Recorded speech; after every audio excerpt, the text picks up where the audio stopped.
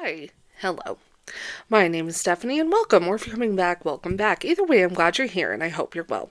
Now, for better or for worse, I spend a lot of time on the Cursed Clock app, and in between sad Star Wars edits and slightly unhinged anime edits set to Judas by Lady Gaga, I get a lot of book-related videos.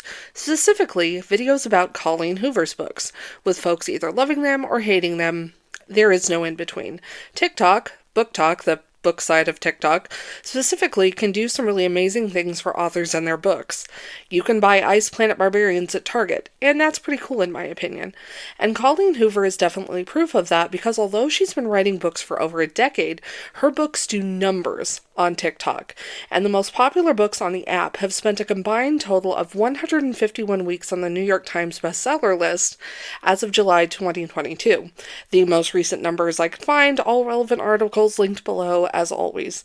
And honestly, that's pretty cool. As you have and will see many times over, I'm not immune to peer pressure, so I decided to finally read one of her books. So I asked for recommendations, and I got them. I got them for It Ends With Us, Reminders of Him, Verity, and Losing Hope. So I put in requests for all four of them at the library, and ended up with Verity. So here we are. So today we're talking about Verity by Colleen Hoover. The good, the bad, the absolutely unhinged ending. But before we get to all that, content warning for ableism, child abuse, child neglect, implied intimate partner violence, and reproductive-related violence and abuse is the best way I can describe certain events. But we'll get to all that. So this video was done, and if things had gone according to plan, this probably would have been the last in-person video that you saw from me. It was filmed and I was literally finishing up the final edits when I learned something very interesting. There's a bonus chapter of Verity that picks up sometime after the original ending. So I went looking for the aforementioned bonus chapter, and I could not, for the life of me, find a complete version of it online. And none of my friends who read Colleen Hoover had that specific edition of Verity, the collector's edition, that I could borrow. Neither did the library or the used bookstore, but I had Barnes & Noble rewards points, not sponsored or anything like that, but my DMs are open and I do in fact have a price. So I went and got the very pretty collector's edition and read the bonus chapter, which changed how I felt about the entire novel, so we're redoing the entire video anyway, and we're going to do things a little differently. Basically, I'm going to talk about what I think works for Verity and what I liked about it, because there are a lot of things that I liked about it, and a lot that I think worked, despite some of the stuff I'm going to say later, and what I think really didn't work. Then I'll give a summary of things, and finally, we'll talk about the bonus chapter. I think one of the most frustrating things about Verity is that there is the pieces of something genuinely good in it, but sadly that's all they end up being in the end is just pieces. Now, there's a lot that I not only genuinely liked about this book, but that I think it does well. The pacing is fast and solid, though it does drag a little at the midway point, but it evens out at the end in my opinion. The writing style is easy to engage with, albeit a little cliche heavy, but honestly that's not a bad thing. There's a ton of great setup, and honestly the mystery genuinely had a lot of potential. I think there was something not only interesting but compelling that the novel touches on about the almost parasocial relationship between the reader, the author, and the text that would have been fascinating, especially within the context of the thriller, but nothing is done with that, and it's so disappointing.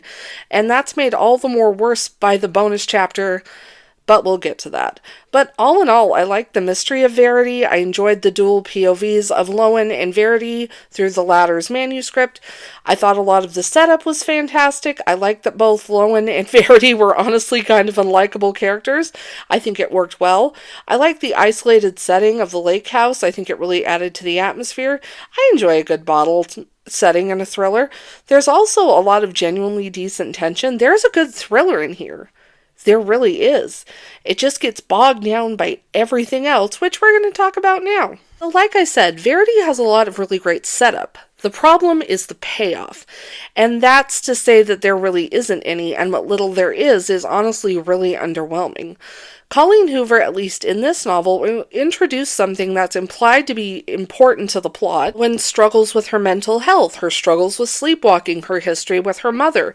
Hell, the issues she has with her mother, which is disappointing because that would have been a really interesting parallel with Verity and her children. Crue's issues, although those make an absolutely out-of-pocket return in the bonus chapter, but again, we'll get to that, are all set up and then either never brought up again or resolved in an incredibly anticlimactic way. The writing can also get a little repetitive at times. The side characters are very, very flat and don't really exist for any purpose other than to exposition dump at us at convenient times. Then there's the fact that this book is kind of an ableist mess, and that's putting it nicely. So we learn early on that Verity was in a bad car accident that has left her in a kind of catatonic state. She cannot walk, she cannot move, she cannot speak. And the way that Lowen talks about her and thinks about her is just really, really gross. And even Verity's nurse, the only character whom I liked in this whole thing, tells Lowen that it's wrong that Lowen talks about Verity like she isn't there. Which Lowen is initially apologetic about, but then just keeps doing it and actually doubles down on it in some points. She talks and thinks about Verity like she's not a person anymore, and that only gets worse when she starts to fall for Jeremy, Verity's husband. It's weird and it's gross. Verity herself, whom we learn through her autobiography, really struggled with her pregnancy in that she did not want to be pregnant at all, and only continued with her first pregnancy with her twin daughters because it's what Jeremy wanted. Put a pin in that. I'm going to get real weird about that later.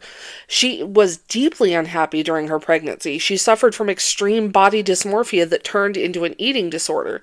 She hates her children, referring to them as parasites and aliens, something other that has taken over her body.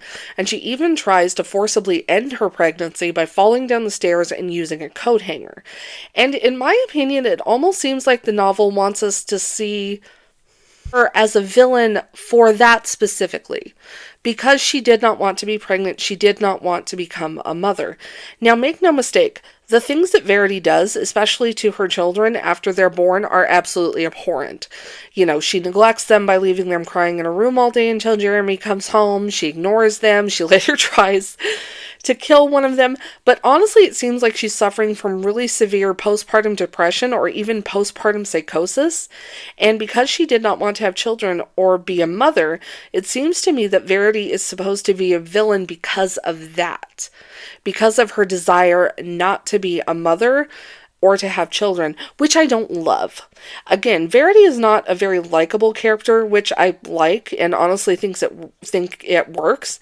And what she does, if she actually does it, but again, we'll get to that, is absolutely horrible. But it seems like we're meant to hate her because she didn't want to be a mother, not because of the absolutely horrible things she does, which again is weird and gross. Verity and her husband Jeremy end up having 3 children, twin girls Chaston and Harper, and a son, Crew, and their daughter Harper is diagnosed with autism after she starts preschool. The term used in the novel is an outdated and offensive one, and I'm not going to use it here, and the way that she's talked about is just, yikes, it really kind of rubbed me the wrong way. I did not like it. And like I said, there are parts of Verity that I not only liked, but that I think worked well. Granted, the bonus chapter has made me like the novel less as a whole, but again, parts of it absolutely work, and there's a decent thriller buried in here. It just gets bogged down by the weak characters, repetitive writing, poor payoff, and being an ableist mess. Also, and this is just kind of a personal gripe that I had with the book, and listen, I know that with thrillers there needs to be a certain suspension of disbelief for a lot of things to work the way they need to work for the plot to move forward, but some of this is just so unhinged that it kind of took me out of the novel, but I'll get to that at the end of the summary because it kind of ties into one of the big reveals, so let's get into that now. Verity is told with 2 POVs. Lowen, who is our main POV character for the main story, and Verity herself, who narrates her own autobiography, which follows the events that happened prior to her car accident. And to give credit where it's due, Verity has one hell of an opening.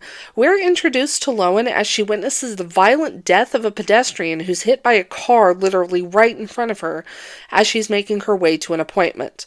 Lowen is a struggling author. Although she's published to some mild success, she seems to suffer from what I interpreted to be severe social anxiety, something that's set up as being important to her character, but nothing really comes of it. She doesn't do well with the more interactive parts of being an author, like social media, book signings, interviews, meet and greets, etc., etc. Lowen is struggling financially as she's been caring for her terminally ill mother, with whom she has a very strained relationship to the point where Lowen's mother lied about her finances because she was worried that Lowen wouldn't care for her as she wanted to die at home rather than in a hospital, which is really weird and manipulative, and it's also stated several times that she is actively afraid of Lowen. Put a pin in that. The reason is really ridiculous and doesn't really matter or make sense in the long run. Just put a pin in it. It's kind of ridiculous. Despite their issues, Lowen is devastated after her mother's passing, both emotionally and financially. She has no money left after caring for her in her last days. Her savings are drained, and she's already spent the royalty check that she had coming, and now she's facing eviction from her apartment. She also hasn't written anything in ages, understandable given everything. And this appointment is with her publisher, and it's the first time that she has left her apartment in literal months. It's heavily implied that Lowen is suffering from agoraphobia, but again, nothing is ever done with that.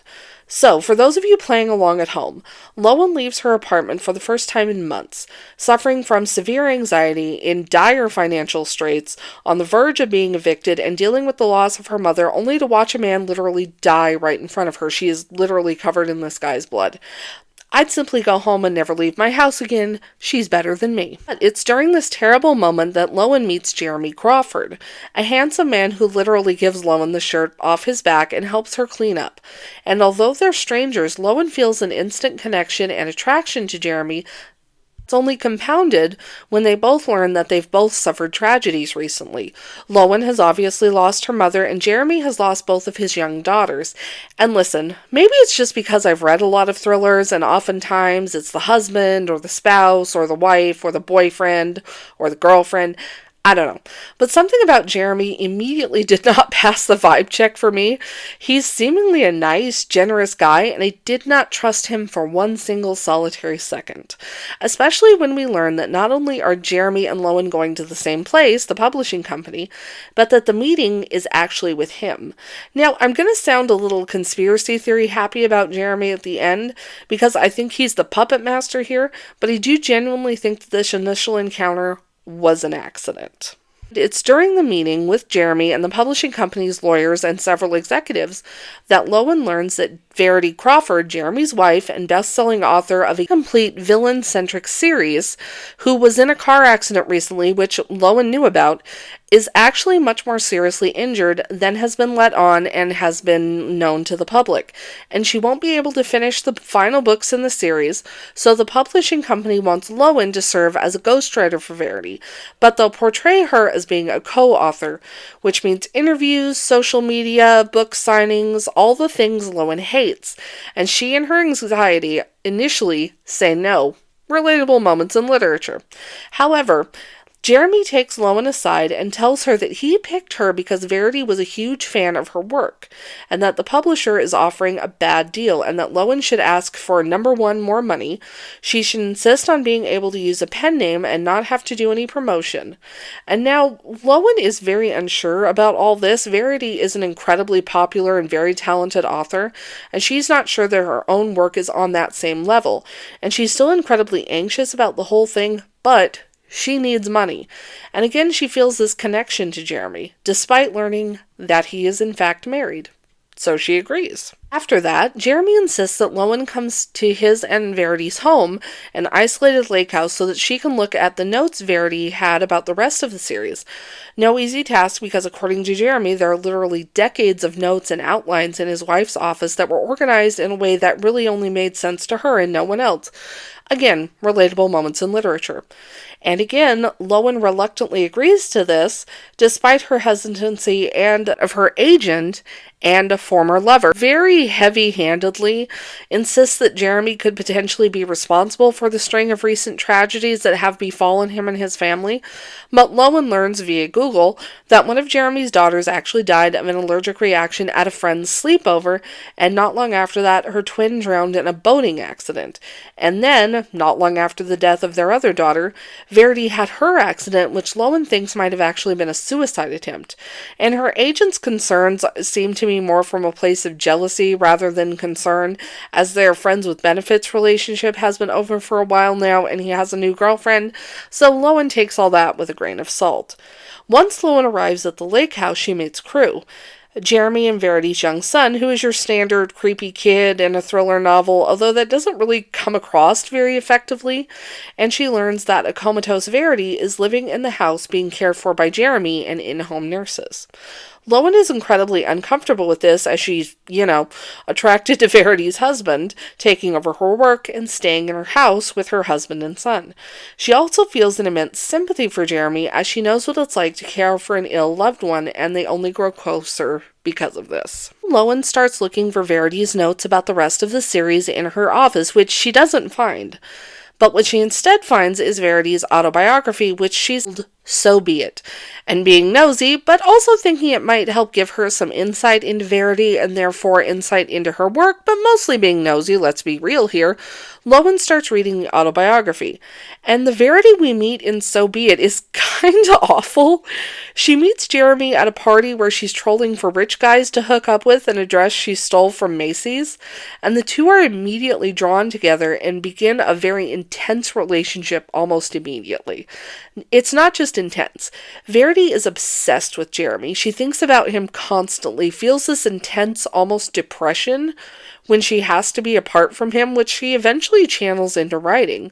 The two are obsessed with each other to an unhinged degree and get married soon after meeting, and Verity, to her absolute horror, finds that she is pregnant not long after they get engaged. Verity does not want to have children. She does not want to be pregnant, as she does not want to share Jeremy with anything else, which deranged. But Jeremy wants kids. He's elated that she's pregnant, and Verity is absolutely terrified of losing Jeremy, so she has the babies. Twin girls whom they name Harper and Chasten. And Verity struggles throughout her pregnancy. She starts suffering from body dysmorphia so severely that she starts engaging in disordered eating. She works out constantly and even starts thinking about the fetuses as aliens and parasites while hoping she loses the pregnancy and has a miscarriage, and even attempts to cause a miscarriage with a coat hanger and by throwing herself down the stairs. All of this unbeknownst to Jeremy. Things don't get any better when Harper and Chasten are born. Verity feels no connection to them, and when Jeremy finally returns to work, she locks the twins in their room where she leaves them all day so she can write, gaining massive success with her books and only tending to them just before Jeremy comes home, by which time they're exhausted from crying all day and probably starving, so he thinks she's just a really good mom who's able to keep his kids calm all day.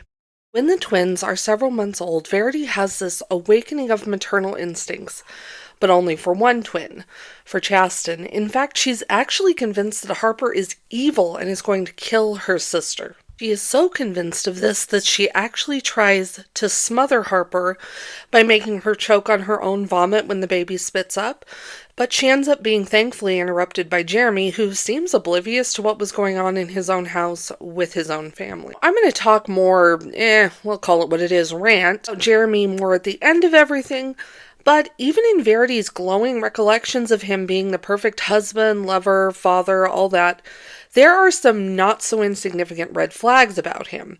Verity seems absolutely convinced that if she does not go through with the pregnancy, a pregnancy she very clearly does not want, and that has very detrimental effects on her mental and physical health, that Jeremy was going to leave her. So she feels like she doesn't have a choice, and I don't think she did. Then there's his obliviousness to what's going on in his own home. He's never read any of Verity's work, which struck me as kind of weird, given how obsessed they are with each other. Then when Jeremy does finally realize that Verity is favoring one twin over the other, then, actually talking to her about it and trying to find out what's going on, he freezes her out, and then later that night at dinner throws a plate of food at the wall and breaks it. And listen, to editorialize a bit on my part, if anybody ever starts breaking things, specifically if they start breaking your things because they're mad at you, you need to get out. You need to run, because there's a less than zero chance that eventually they're going to start hitting you next. Now, Verity is able to talk her way out of it and even gets pregnant with Crew to get out of trouble, but the fact remains that even though Jeremy is presented as this very charming, very loving, very perfect husband, father, lover, that's not the full picture of him that we're getting, and there's hints of that throughout. But again, I'm going to complain more about Jeremy at the end. Going back to Lowen in the present, she is understandably horrified by all this, and she struggles with whether or not to tell Jeremy about who Verity really was, as he seems to be still absolutely devoted to her and adores her as he dutifully cares for her. But the more time Lowen spends at the lake house and with Jeremy, the two start to go closer and closer and closer, and Lowen begins to suspect that Verity's condition is not what it seems. To be blunt about it, she thinks Verity is faking it. She hears someone moving around the house when she's there by herself, and she catches Verity watching her out the window or looking at her, something that according to Jeremy and her various live-in nurses, that she shouldn't be able to do. That's suspicious. That's weird. Crew even tells her at one point that Verity talks to him, but that he's not supposed to tell anybody about it, which Lowen initially writes off as him grieving or imagining things. He is a very young child, after all. Lowen is also starting to resent Verity and even hate her as she reads more and more of her autobiography, because according to this autobiography, to Verity's own words, she was an awful person, and yet she had everything. She had Jeremy, 3 beautiful kids. She was a massively successful author. All these things that Lowen feels she didn't really deserve. And then there's poor Jeremy. He shouldn't have to be caring for Verity. He's still young, after all, young enough to move on with Lowen, who would be a better wife and mother than that cold, cruel, evil Verity could ever be, and she didn't deserve Jeremy anyway. As the weeks go on, Lowen and Jeremy grow closer and closer. As the weeks go on, Lowen and Jeremy grow even closer. He tells her about losing his daughters. Chasten, who had a severe allergy to peanuts, accidentally consumed some at a friend's sleepover when she was looking for snacks after everyone had gone to bed, and ended up dying in her sleep. And Harper, who drowned in the lake near their lake house not long after, and Lowen tells him about the strained relationship with her mother, who again was seemingly terrified of her because she would sleepwalk as a child and once broke her wrist doing so. That was the whole reason. See, I told you it was anticlimactic. Soon they start sleeping together. Shocking, I know. And guess who catches them in the act? That's right, baby. It's Verity. But only Lowen sees her watching them from the top of the stairs, and when Jeremy goes to check on her, she is seemingly unchanged. This just further convinces Lowen that Verity is somehow faking her condition because, she literally saw her. But Jeremy isn't as convinced. However, he helpfully suggests that if she, Lowen, is so worried about it, he can lock her in her room at night, which is a suggestion, to be sure. Now, at this point, Lowen is nearing the end of Verity's autobiography, and she learns that Verity blames Harper for Chasten's death and decides to get rid of her. So she takes her 2 surviving children out in a small boat on the lake without life jackets, and once they're far enough from shore, she tells Crew to hold his breath and capsizes the boat, saving Crew, but letting Harper drown, thinking that, Jeremy will be sad for a while, but eventually, he'll get over the whole his child is dead thing, and they'll be much happier without the evil child Harper. Now, Lowen is absolutely horrified and disgusted by this. Verity killed her daughter. It's absolutely horrifying any way you slice it. But she's still torn about telling Jeremy. That would absolutely devastate him, and he's already been through so much. I know why this is necessary for the sake of the plot, but at this point it would be time to get Jeremy involved, and possibly the police, right? Not possibly, definitely some kind of authority, right? But she doesn't. Instead, she asks Crew, the traumatized child who nearly drowned himself and then watched his sister die. Crew understandably reacts very negatively to this, and he accidentally hurts himself in his distress as he was eating peanut butter from a jar with a knife at the time. He stabs the roof of his mouth pretty badly, so Jeremy has to take him to the hospital, and he ends up needing stitches, leaving Lowen alone in the house with Verity. He, understandably, is absolutely terrified. She's alone in this isolated place with a murderer. Yeah, that's unsettling. So she goes to the basement and gets an old video baby monitor and locks herself in her room while she finishes the autobiography. So Jeremy didn't bounce back right away the way Verity thought he would. And not only that, he does not believe her version of what happened. He knows she's lying, and Verity knows she's been caught and that this is the end. So things are going to go down one of 2 ways, in her opinion. Either Jeremy will eventually believe her, or he'll want her dead. And if the latter is the case, Verity plans to kill herself by driving her car into a tree. But before Lowen, or us, can process any of that, Jeremy returns with Crew, and while he's getting him settled, Lowen goes down and makes some coffee, and she checks the monitor. And there's Verity, out of bed and crawling around on the floor, proving Lowen right, that she's faking her condition. So now it's time for me to complain about the absurdity of that. So now, I get that with thrillers, there needs to be a certain amount of suspension of disbelief for things to work the way they need to for the sake of the plot and for the drama of it all. Okay, sure, I get that. But I cannot let this go, and now you need to hear about it. Because Verity would have been at the hospital and in rehab 4 weeks after the accident, where there would have been tests, including but not limited to MRIs and doctors and OTs and PTs. Hell, Verity is cared for by nurses, by in-home nurses, and you mean to tell me that she was able to so convincingly fake everything that she not only tricked people, but medical tests? Really? I'm sorry, this is just so absurd to me that it kind of took me out of things, so I had to complain about it. But I digress. Back to the plot. Understandably, seeing this on the baby monitor, Lowen starts screaming, which Verity hears from upstairs, and again, despite faking being bedbound for literal months, has enough strength to get off the floor and back into bed before Jeremy gets to Lowen, making her look like she has lost it completely. And Lowen finally gives Jeremy the autobiography and tells him to read it, that once he does, he will finally understand everything. And he reacts interestingly, to say the least. She killed Harper, and you know it. You suspected it. I climb off the bed and rush to the door. I can prove it. He follows after me as I run to Verity's office. I grab the manuscript, every page of it, and I turn around just as he reaches me and shove it against his chest. Read it. He catches the pages, looks down at them, looks back at me. Where did you find this? Jeremy reads the autobiography, and he is seemingly devastated and enraged by it, keyword there, by all that, and goes to confront Verity, who finally drops the act. But again, she doesn't react quite the way we'd expect her to either. Verity begins to shake her head adamantly. I had to, Jeremy, she says, sitting up on the bed. She's getting into a defensive position, as if she's terrified of what he might do. Jeremy is still in disbelief, his face full of anger and betrayal and confusion. This entire time, he's trying to keep his voice down, but he looks like he's about to explode into a rage. He turns and releases his anger with a fist against the door. It makes Verity flinch. She holds up her hands. Please don't hurt me. I'll explain everything. Jeremy and Verity end up getting into a physical fight, and he overpowers her and starts strangling her. And this is when Lowen finally intervenes. She's been standing there the whole time, by the way, and to give credit where it's due, this genuinely caught me off guard. She tells Jeremy to think of his son and not to do this. At least, not this way. You have to make it look like an accident, I say, my voice quietly yet loud enough to be heard over the noises she's making beneath the palm of his hand. Make her vomit. Cover her nose and mouth until she stops breathing.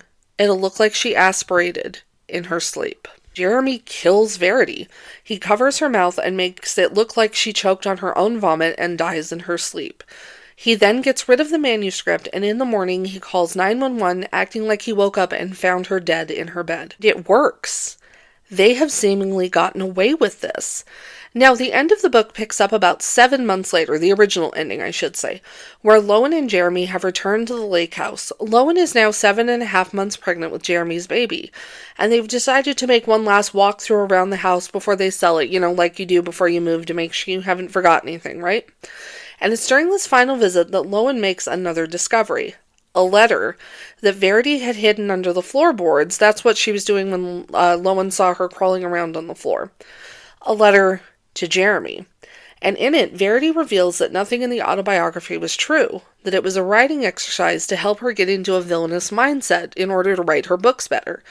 And she's been planning on leaving with Crew for a while now. She apologizes for what she wrote about their children, whom she loved deeply and would never have hurt or thought any of those awful things about them. And she reassures Jeremy that what happened to Harper was truly an accident, and she was devastated by the loss of her child. He loved her and would never have hurt her, though she does blame herself as she wasn't able to save both her and Crew. But Jeremy was suspicious of her, and when he discovered the autobiography, which, yep, he knew about it, it confirmed his suspicions, and he ended up attacking Verity, strangling her to the point of unconsciousness. And when she woke up, she was bound and gagged in her car, which Jeremy then crashed into a tree to kill her and make it look like an accident. The problem was, Verity survived. Verity was actually in a coma for about a month, but she woke up, and she was terrified of what Jeremy might do to her, so she just kept pretending, planning to leave with Crew as soon as she got the chance, but not until she found the manuscript, which made her look guilty of murder.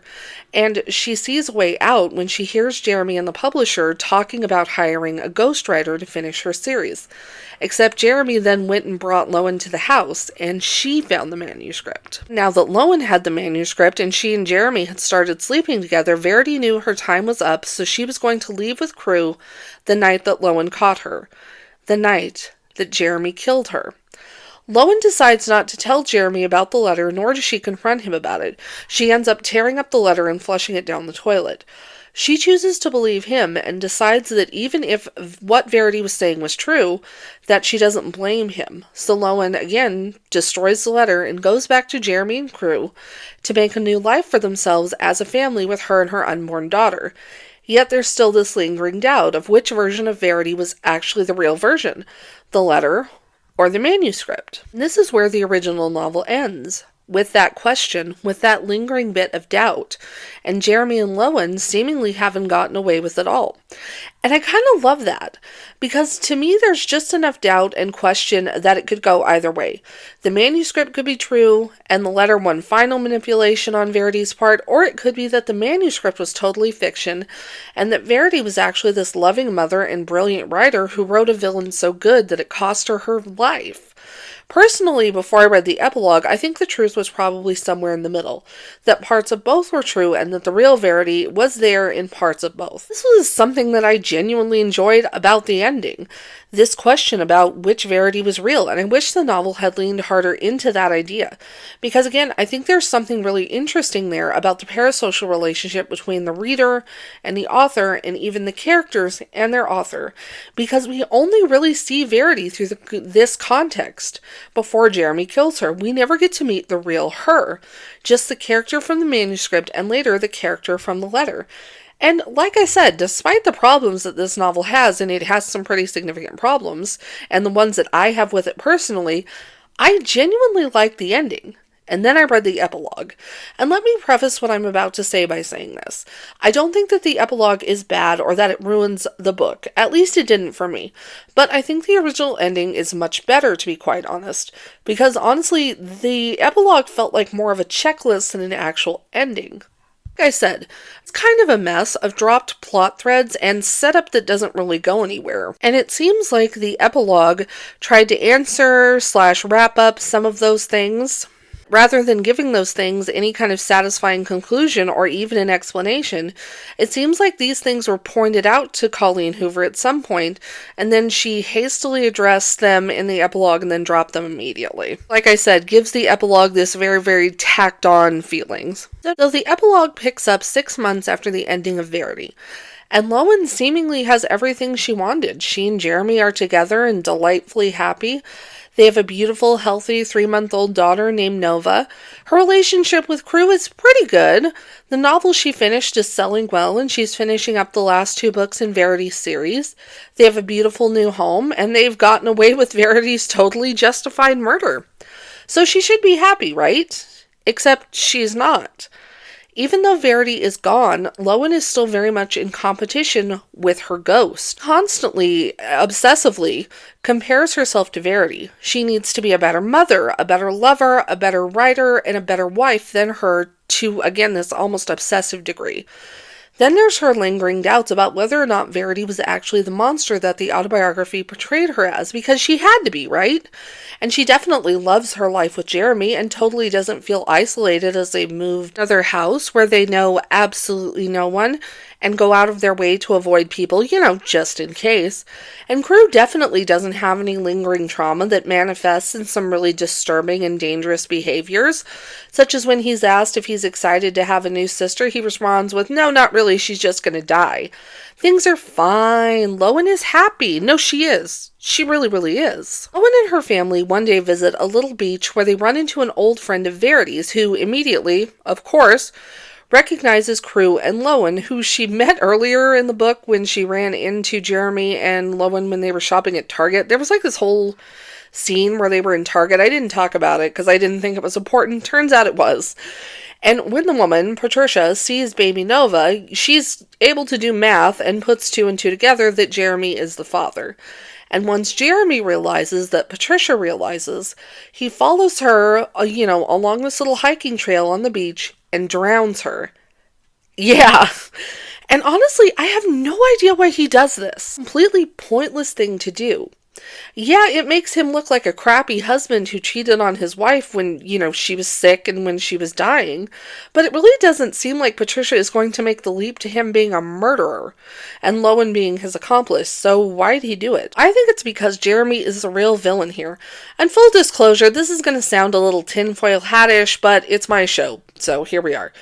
When we initially meet Jeremy, there's absolutely nothing to suggest that he's anything but a loving father, a doting husband, and genuinely a good dude. But I don't think that's the full picture of him. Because like I said, even in Verity's overly romantic recollection of their time together, there's some subtle red flags. Verity was absolutely convinced that she had to go through with the pregnancy or else he'd leave her with seemingly no indication that he would do so, at least not that we see.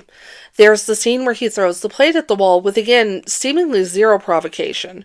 He knew so little about his wife's writing that he couldn't make sense of her notes and outlines. He lied to Lowen about Verity being a fan of her work when it was actually him. When he suspects Verity of hurting their daughter, he immediately tries to strangle her and fake her suicide. He knew about the autobiography, and now he just kills Patricia. I think that's because, and again, this is just a theory on my part, I think Jeremy was probably abusive to Verity, but maybe not outright physically so until he actually tried to kill her. Sadly, a lot of times people don't realize they're being abused until something physical actually happens. Jeremy is very, very controlling. Again, Verity felt like she had to have kids because it's what he wanted. He moves Lowen to a place where she has no friends and knows no one, and keeps her isolated to the point where she's terrified of interacting with people. And honestly, I don't have really anything to back this up, so take it with a grain of salt, but I think Jeremy and Lowen meeting on the street, while that was a genuine accident, I do think that Jeremy picked Lowen out, and not just to be Verity's ghostwriter. Verity worked under the same publisher as Lowen. When they decided to choose a ghostwriter to finish Verity's series, Jeremy would have probably known at least a little bit about Lowen, probably that she didn't do much press and hadn't published anything in a while, and I think he picked her out not just to finish the series, but to find the autobiography so that he could destroy it. And I kind of wonder if Lowen hadn't helped him murder Verity and had come to him as soon as she found it, that he wouldn't have just killed her too. I think there's a less than zero chance that he probably would have just killed her too. Despite her constantly telling herself that she's happy and loves Jeremy and wants to stay with him, Lowen constantly has the urge to run. But after Jeremy kills Patricia, she knows that she can't. I want to lose him. I can't. But if I don't reassure him that I'm keeping this secret, I fear he'll start to see me as a liability. I'd much rather be his accomplice than his liability. Honestly, that's an extremely valid fear, given that Jeremy has already literally murdered two women. But he immediately lays on the charm when they get home. He did it for them. He loves them. But after they sleep together, they realize that Nova hasn't made any noise in a while. And when Lowen goes to check on her crib, she's gone. Because Crew took her outside and left her in the cold, in the dark, because she was crying and it bothered him. Jeremy, of course, offers some kind of half-hearted reassurance and an apology, but makes no reassurances about Crew getting further help, which he obviously desperately needs. And Lowen comes to the horrifying realization that she and her daughter are not safe in that house with Jeremy and Crew, but that she can't leave either. Fine, Jeremy says, clicking off the television. They think it was an accident. It's fine. This is after they watched a news story about, Patricia's accidental, you can't see the sarcastic air quotes, but I'm doing them, drowning. It's fine. He's attempting to convince himself that maybe some part of our lives will be fine, but nothing is. Nothing in my world is fine. I sleep next to a man who has killed 2 women he has deemed threats. I sleep down the hall from a disturbed child who has seen more trauma in one lifetime than most entire families combined. And then there's me, still keeping score with a dead woman, and somehow losing. Losing the game, losing my mind. Nothing in the world is fine. Honestly, I think eventually Lowen will probably have some kind of accident too someday when she becomes too much of a liability. And honestly, I wish the epilogue didn't feel so tacked on, because again, there's something really good and genuinely frightening about this, and the call is coming from the inside of the house kind of way. Final thoughts. So there's a lot about Verity that not only works, but is actually genuinely really good. And that's what's so frustrating, because there's good thriller buried in here. It just gets bogged down by the poor payoff, weak characters, and being an unnecessarily ableist mess. Being said, I do kind of get the appeal. Bad execution, though.